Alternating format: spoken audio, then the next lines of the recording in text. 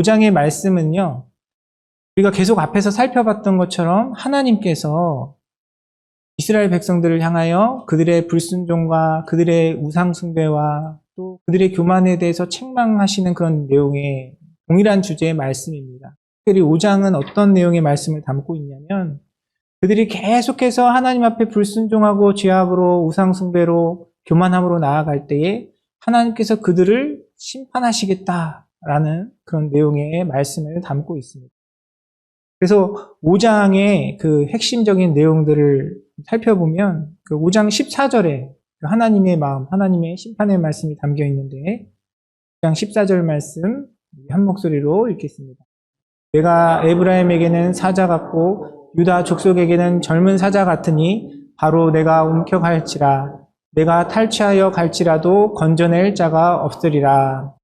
바로 이 사자와 같이 내가 에브라임과 유다 족속들을 심판하겠다라고 말씀하시는 것이 5장의 전체적인 하나님의 메시지입니다. 옛말에 그런 말 있잖아요. 호랑이 굴에 잡혀가도 어떻게 하면 산다고요? 네, 정신만 차리면 산다라는 말이 있잖아요. 그런데 속담은 속담일 뿐입니다. 여러분 생각해 보세요. 여러분이 호랑이 굴에 잡혀갔어요. 여러분에게 아무런 무기도 없고 뭐 총도 없고 방어할 것도 없는데 거기서 내가 아무리 정신을 바짝 차린다 그래도 거기서 살아날 방법이 있을까요? 굉장히 아마 희박하지 않을까 하는 생각이 듭니다. 우리는 호랑이 앞에서, 맹수 앞에서 우리 자신을 보호할 아무런 힘과 능력이 없어요. 사람이 훨씬 지혜롭지만 우리가 그 지혜를 사용할 수 없는 환경 속에서 맹수 앞에서 우리는 그냥 먹이일 뿐입니다. 오늘 5장 14절의 말씀에서 하나님께서 유다와 이스라엘 백성들을 향하여 경고하시는 말씀이 그 말씀인 것이에요. 너희가 그 사자 앞에 놓여져 있는 그 먹잇감처럼 너희가 그렇게 계속 불순종하고 너희가 내 말에 순종하지 않고 우상숭배하며 또한 교만할 때에 내가 너희를 이와 같이 심판하고 너희에게 징계를 가하겠다라고 경고하시는 말씀입니다. 그런데 우리가 이 하나님의 징계, 하나님의 분노를 생각할 때 먼저 하나님의 공의와 사랑에 대해서도 함께 생각해야 합니다. 구약에 나타난 하나님, 심판을 말씀하시는 하나님을 보면 그 표현과 그 내용을 보면 우리가 가끔 그런 생각이 들 때가 있어요. 아유, 하나님 너무 심하신 거 아니야? 하나님 왜 이렇게 심하게까지 다 멸하시고 다 없애고 하시지? 그런 생각이 들 때가 있습니다. 그러나 먼저 우리는 무엇을 기억해야 합니까? 하나님은 공의로우신 분이라는 사실이에요. 하나님은 거룩하신 분이십니다. 하나님은 조금도 죄를 용납하실 수 없는 분이세요.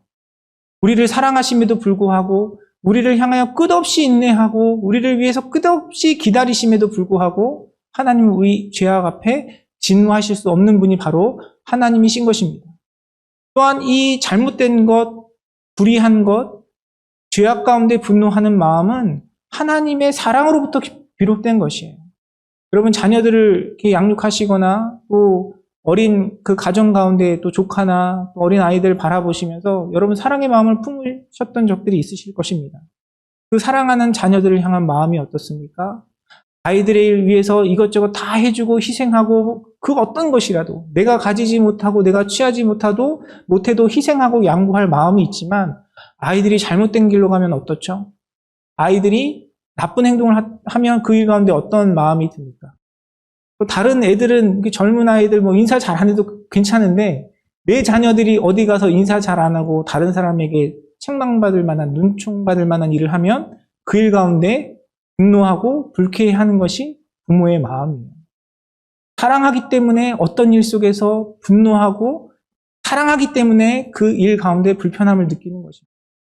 하나님께서 이스라엘 백성들을 향하신 그 분노, 하나님께서 이스라엘 백성들을 향하여 말씀하시는 그 징계의 말씀이 바로 그런 사랑의 마음인 것입니다.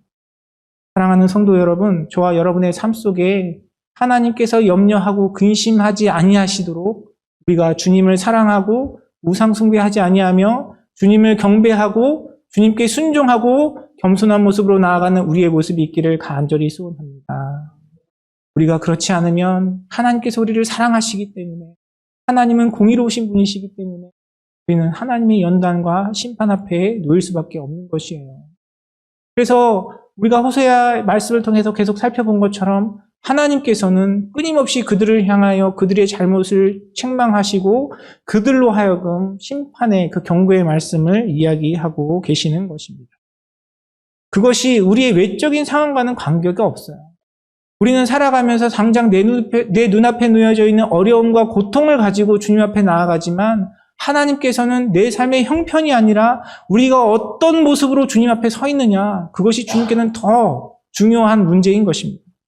우리가 지금까지 계속 살펴본 것처럼 지금 호세아가 선포하고 복음을 전하고 또 회개의 이야기를 선포하고 있는 이 북이스라엘의 상황이 어떠했습니까? 그들은 역사적으로 가장 부강한 시기를 누리고 있었고요. 경제적으로 가장 부유한 시간을 누리고 또 정치적으로도 안정된 시기를 누리고 있었습니다. 그들에게 있어서 너무 좋은 시간이었고 행복한 시간이라 이야기할 수 있는 그 정세가 북이스라엘 백성들 삶 속에 경험되었던 것입니다. 그럼에도 불구하고 하나님께서는 호세아를 통해 그들을 책망하세요. 호세아를 통해 그들에게 경고하고 계십니다. 왜냐하면 그들의 영적인 모습이, 그들의 하나님과의 관계 속에서의 그들의 태도와 그들의 자세가 잘못되었기 때문에 그래요. 지금 당장은 부유함을 누리고 안정을 누리고 평화로운 시기를 보내고 있지만 그들이 계속해서 하나님의 말씀 앞에 불순종하고 불의하며 우상숭배하고 그 가운데에서 교만할 때에 그들 앞에 놓여진 것은 그 평안이 무너지고 그 환경이 깨어진 상황 속에서 하나님께서 그들에게 사랑으로 책망하시는 심판밖에 없다는 것을 오늘 말씀은 이야기하고 있는 것입니다. 사랑하는 성도 여러분, 주님 앞에 우리의 삶 속에 순종하지 못하고 주님을 온전히 바라보지 못하는 우리의 연약함이 있다면 우리의 마음이 주님 앞에 돌아서기를 간절히 소원합니다. 하나님께서 우리를 염려하고 걱정하시는 그런 기뻐하지 아니하시는 그런 모습 가운데 하나님을 바라보는 저와 여러분의 삶이 되기를 간절히 소원합니다. 그렇다면 우리가 그런 불의한 모습에서 하나님께서 염려하시는 그 타락의 모습에서 어떻게 하면 하나님께서 허락하시는 형통의 길로 갈 수 있을까요? 그 교훈을 담는 것이 바로 오늘 본문 1절에서부터 3절까지의 말씀입니다. 오늘 본문은 크게 두 가지를 이야기하고 있는데요. 1절 말씀은 먼저 우리에게 무엇이라고 이야기합니까? 오라, 여호와께 돌아가자라고 말씀은 권면하고 있습니다. 3절의 말씀은 여호와를 알자, 힘써 여호와를 알자라고 이야기하고 있습니다. 이 호세아의 내용을 전체적으로 보면 5장까지는 하나님의 관점에서, 하나님의 시점에서 이야기를 하고 있어요. 그래서 너희 이스라엘 백성들에 대한 책망을 다루고 있는데 6장부터는 그 이야기하는 사람, 화자의 시점이 바뀝니다. 그것이 호세아 아니면 이스라엘 백성들의 모습이 되는 거예요. 그래서 우리가 더 이상은 그 불순종의 길, 교만의 길, 우상숭배의 길에서 벗어나서 하나님께 돌아가자, 하나님께 나아가자라고 이야기하고 있는 것입니다. 먼저 오라라고 이야기해요. 가자, 우리가 함께 주님 앞에 가자라고 이야기합니다. 하나님은 우리를 찾아오시는 분이시고요. 하나님은 우리에게 한없는 사랑과 은혜를 베풀어 주시는 분이세요. 그런데 동시에 하나님께서는 우리가 주님께 다가가기를 원하시는 분이십니다. 하나님께서는 천지만물의 창조주이시고 주관자이시지만요. 하나님은 우리를 인격적으로 대우해 주세요. 하나님과의 관계 속에서 우리를 기계로 만들지 않으시고 우리가 기뻐하는 마음으로, 우리가 자원하는 마음으로 우리가 선택하여 주님 앞에 나아가기를 원하시는 분이십니다. 하나님이 약하시고 하나님이 능력이 없으셔서가 아니고요. 하나님께서 우리를 사랑하셔서 그런 은혜와 축복과 특권을 우리에게 허락하신 것입니다. 하나님께서 우리에게 선택할 수 있는, 우리에게 그런 자유의지를 허락하신 것은요, 우리에게 허락하신 그 자유의지를 가지고 주님을 택하고 주님을 순종하고 주님을 사랑하라고 우리에게 주신 것입니다. 그런데 그 하나님께서 주신 그 자유의지, 우리의 권리를 가지고 우리는 어떤 삶을 살아갑니까? 하나님께서 기뻐하지 아니하시는 일, 때로는 하나님께서 원하시지 않는 그 길로 나아가는 것이 우리의 모습입니다. 그 일 가운데는 하나님의 심판과 또 하나님의 징계가 있을 수밖에 없어요. 그런 상황 속에서 오늘 본문의 말씀은 우리에게 여호와께 가자, 여호와께로 오라, 여호와께로 돌아가자라고 말씀하고 계시는 것입니다. 이것은 나의 결단과 의지가 필요한 일이에요. 하나님 앞에 다시금 나의 마음을 돌이키고 주님을 바라보고자 하는 나의 의지와 나의 마음, 또 나의 노력과 나의 헌신이 필요한 일인 것입니다. 사랑하는 성도 여러분, 여러분이 지금 서 계신 자리는 어떤 자리입니까? 행여나 여러분의 마음 가운데, 여러분의 삶 가운데, 여러분의 입술 가운데, 행동 가운데 하나님께서 기뻐하지 아니하시는 그런 모습들이 있다면 여러분 그 길을 돌이켜 주님께로 나아가는 저와 여러분의 삶이 되기를 원합니다. 하나님께로 돌아가는 우리의 삶이 되기를 원합니다. 그것이 진정으로 우리를 향하신 하나님의 사랑과 은혜를 누리는 축복의 길, 형통의 길인 줄 믿습니다. 또한 오늘 본문의 말씀은 우리가 아까 확인한 것처럼 3절 말씀에 여호와를 알자, 힘써 여호와를 알자라고 이야기하고 있습니다. 여호와를 아는 것. 우리가 호세아서를 묵상하면서 지금 여러 번 반복해서 함께 이야기하고 있지 않습니까? 다른 그 어떤 것이 아니라 우리가 여호와를 아는 것, 하나님을 아는 것이 하나님께서 우리에게 허락하신 형통의 길, 축복의 길입니다.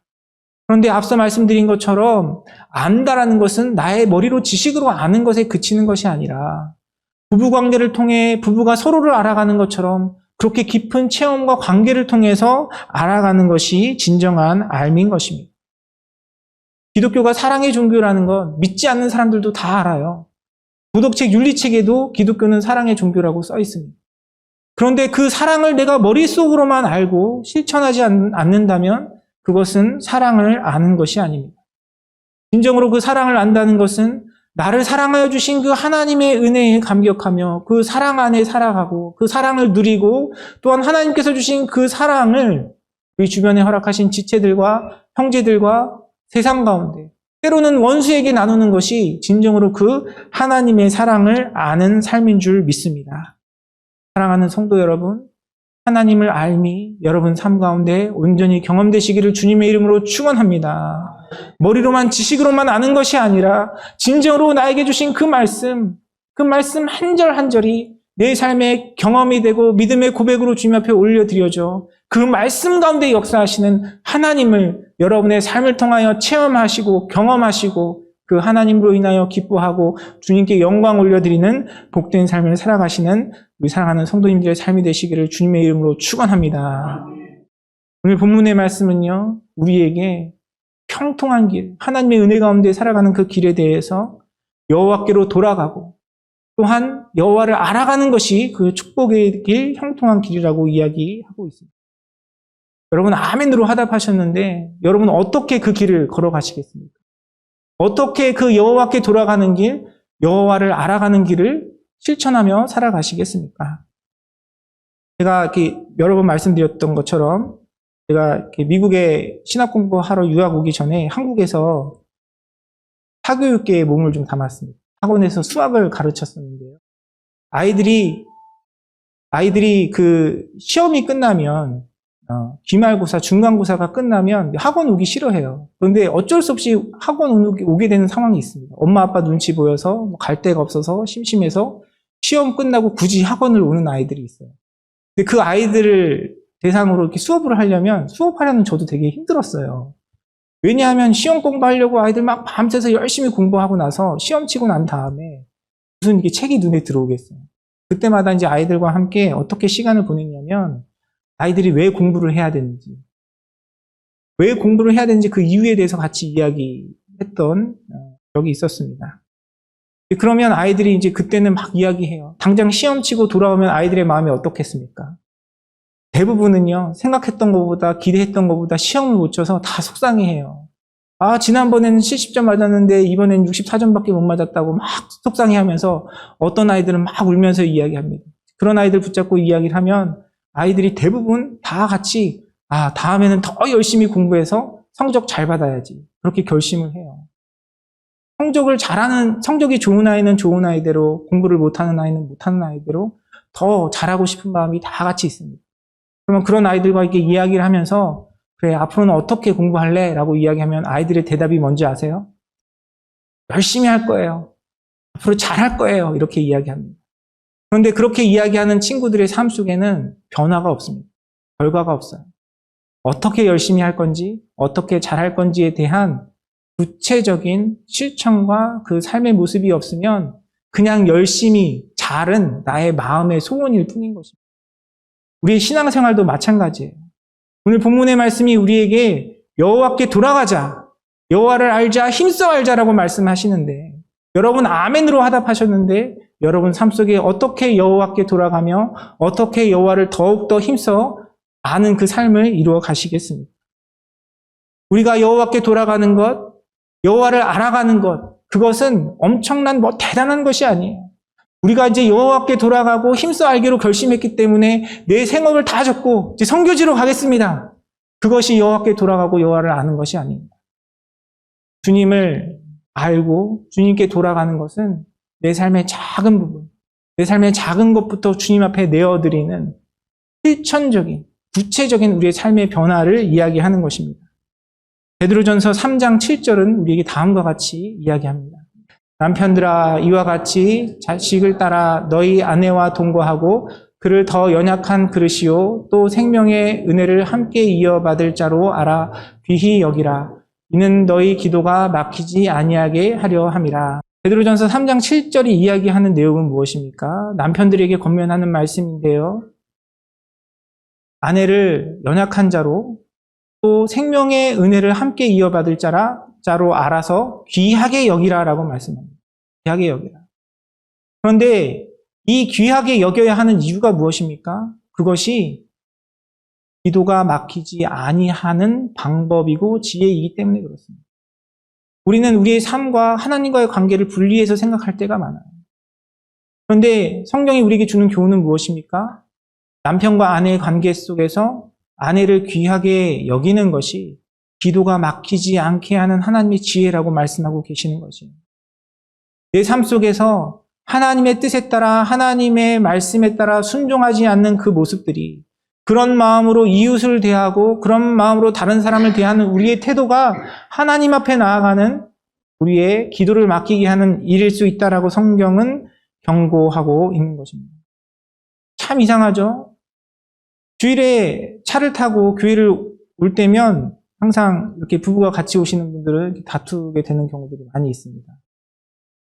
쓰시는 분들은 다 한두 번쯤 경험하셨던 것 같은데. 그래서 주변에 있는 목사님들과 교제하면서 이야기하다 보면 어떤 분들은 그렇게 이야기하세요. 저희는 절대 차를 같이 타고 가지 않습니다.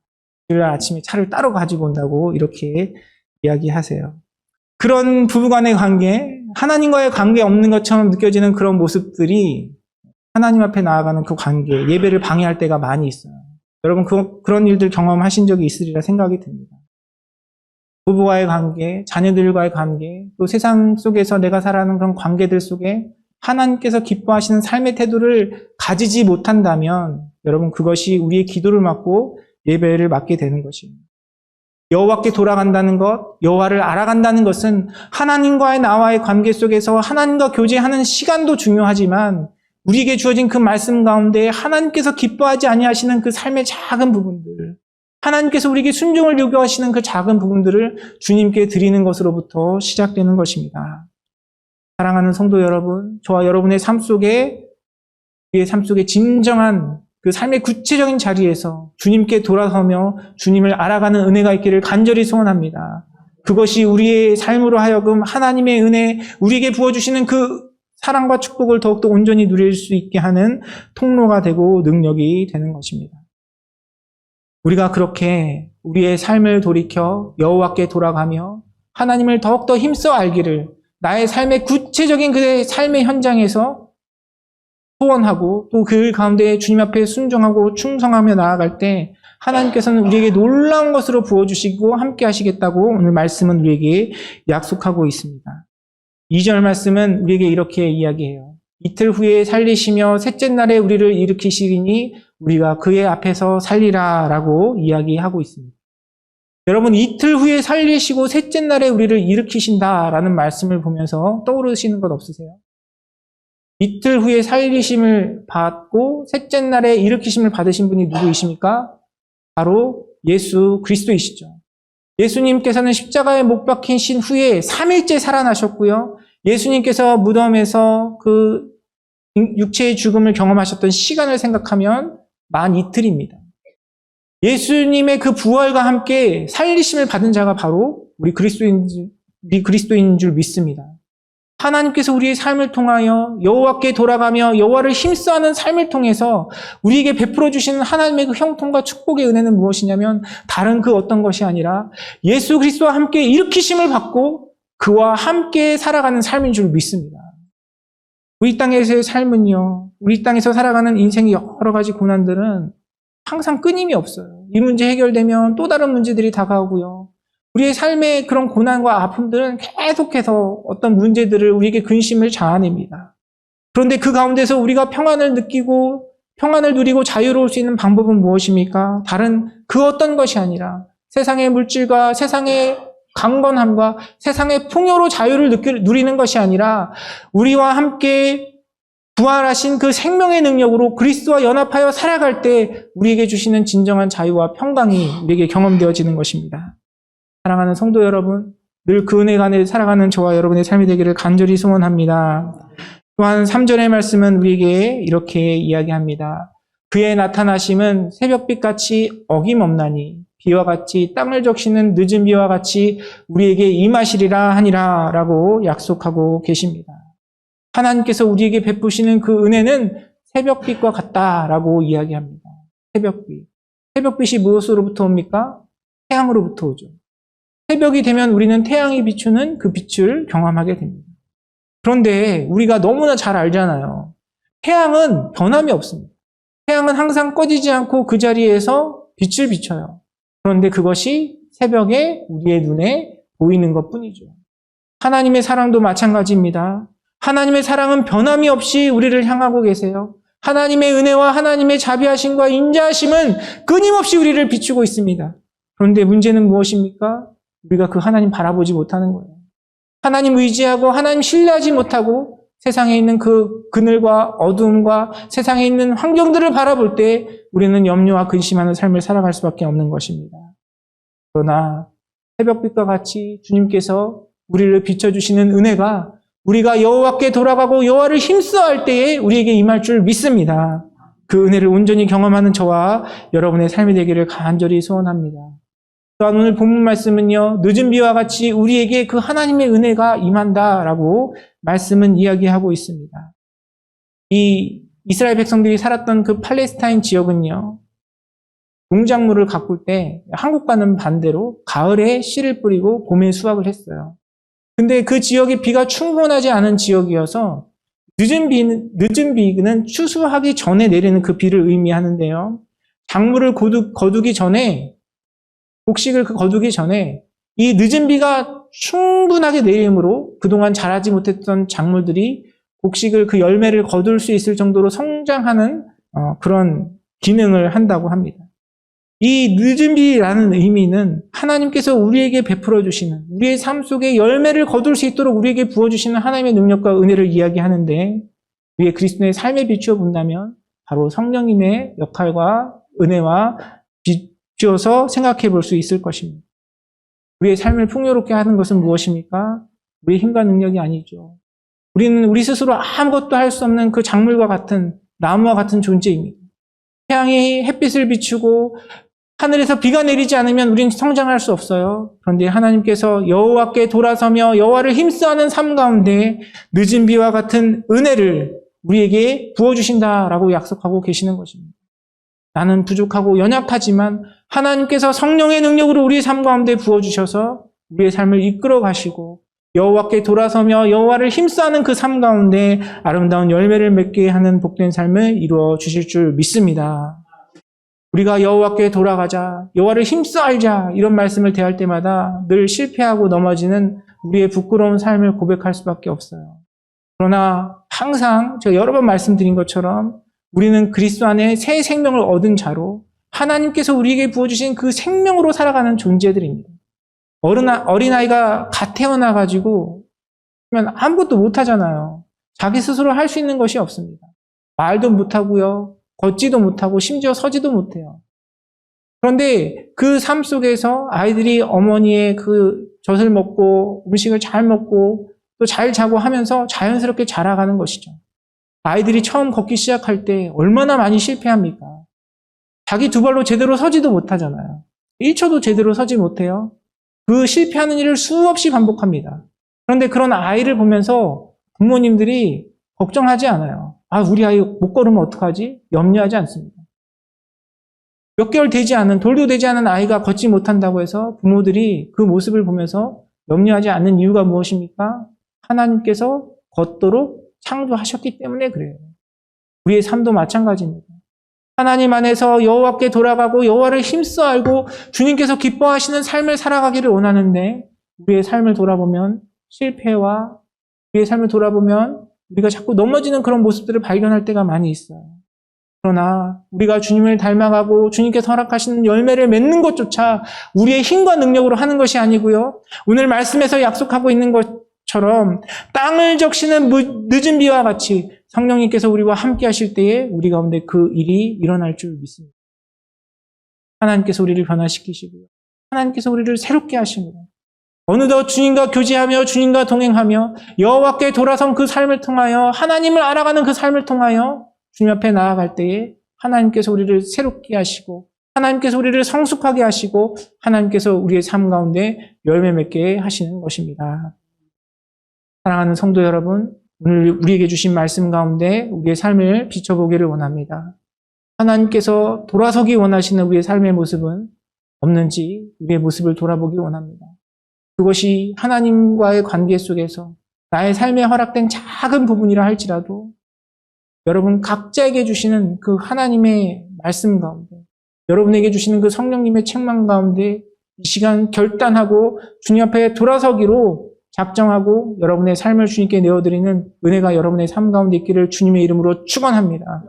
여러분 그 가운데 더욱더 주님을 알아가시기를 주님의 이름으로 축원합니다. 여러분 순종하며 나아갈 때에 하나님께서 여러분의 삶 가운데 더욱더 깊이 만나주시고 여러분 삶 가운데 역사하여 주시며 우리는 자꾸 부족하지만 하나님께서 우리 가운데 임하시고 함께 해주셔서 예수 그리스도와 함께 살아가는 그 은혜를 누릴 수 있도록 인도하여 주시고 새벽빛과 같이 늦은 비와 같이 우리의 삶을 적시시고 풍족하게 하셔서 우리의 삶을 통하여 영광 받으시고 우리의 삶을 형통한 길로 인도하실 줄 믿습니다. 그 은혜를 온전히 누리는 우리 사랑하는 모든 성도님들의 삶 그리고 우리 임마누엘 선교교회가 되기를 주님의 이름으로 축원합니다.